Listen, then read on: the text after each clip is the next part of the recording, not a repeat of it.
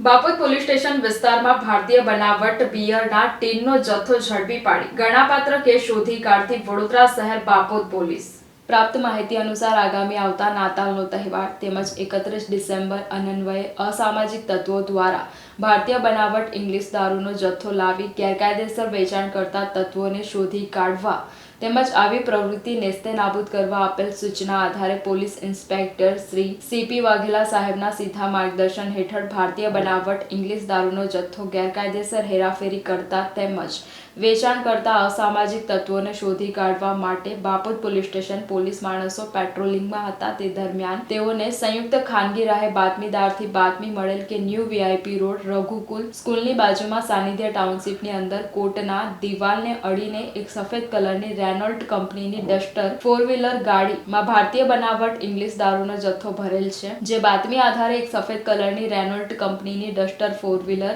ગાડી સાનિધ્ય ટાઉનશીપમાં પડેલ હોય જે સદર ગાડીના ચાલક બાબતે તપાસ કરતા કોઈ ચાલક મળી આવેલ ન હોય જે ભારતીય બનાવટ બિયરના ટીનનો જથ્થો પકડી પાડી કાયદેસરની કાર્યવાહી કરી પ્રશંસનીય ટીમ વર્કથી કામગીરી કરવામાં આવેલ છે। એક સફેદ કલરની રેનોલ્ટ કંપનીની ડસ્ટર 4-વ્હીલર ગાડીનો ચાલક જેના નામઠામની ખબર નથી ભારતીય બનાવટ કિંગફિશર કંપનીના બિયરોના ટીન 500 મિલીના નંગ 552 કિંમત ₹82,800 એક સફેદ કલરની રેનોલ્ટ કંપનીની ડસ્ટર 4-વ્હીલર ગાડી મળી કુલ કિંમત ₹1,82,000 ઉપરાંતનો મુદ્દામાલ જપ્ત કરી આગળ કાયદેસરની કાર્યવાહી કરવામાં આવી છે।